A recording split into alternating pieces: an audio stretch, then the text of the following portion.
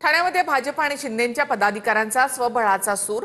ठाण्यामध्ये नाईकांवरून भाजप आणि शिंदेच्या शिवसेनेमध्ये वाद झाला। ठाण्यामध्ये सेनेच्या बैठकीला एकला चलो रेचा नारा होता, अशी माहिती सूत्रांकडून मिळते।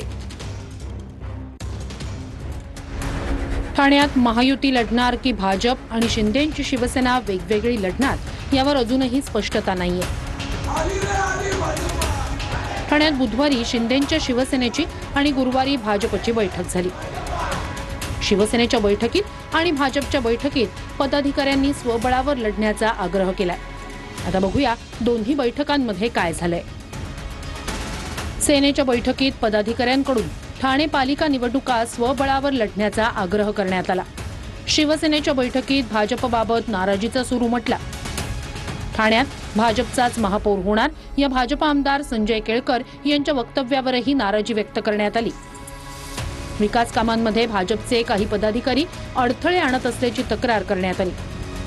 गणेश नाईक घेत असलेल्या जनता दरबारावरही कार्यकर्त्यांनी नाराजी व्यक्त केली। गणेश नाईकांवर मंत्री उदय सामंत यांनी नाव न घेता टीका केली आहे। काही लोकांनी भानावर येऊन आपलं पद, आपलं मंत्रीपद, आपलं पद हे शिंदे साहेबांच्या उंचीचं आहे का की देवेंद्रजींच्या उंचीचं आहे की अजितदादांच्या उंचीचं आहे, हे स्वतःचं आत्मपरीक्षण आणि आत्मचिंतन केलं पाहिजे। उंची बिंची योग्य वेळेला आम्ही त्याला काय उत्तर द्यायचं ते निश्चितपणे देऊ। महायुतीमध्ये मतभेद आणि मनभेद होणार नाही याची काळजी घ्यायची आहे। कोणत्याही नेत्यांनी महायुतीबद्दल कुठलंही स्टेटमेंट करू नये। कार्यकर्त्यांची भावना व्यक्त केली तशी इतर जे आमचे महायुतीतले पक्ष आहेत ते त्यांची कार्यकर्त्यांची भावना व्यक्त करतात, पण अंतिम निर्णय आम्ही घेऊ आणि स्थानिक स्वराज्य संस्थांमध्ये या ठिकाणी महायुतीचा भगवा डौलाने फडकेल।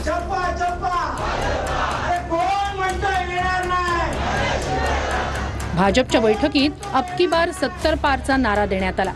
महापौर भाजपचाच होणार असाही नारा देण्यात आला।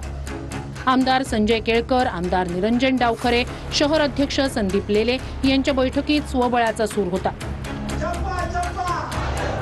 यावेळी चप्पा चप्पा भाजपा अशी घोषणाबाजी कार्यकर्त्यांनी बैठकीत केली।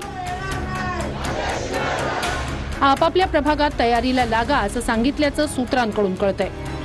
महायुतीत एकत्र असलो तरी ही लढाई मैत्रीपूर्वक लढायची आहे असंही सांगितलं गेल्याचं सूत्रांकडून कळतंय।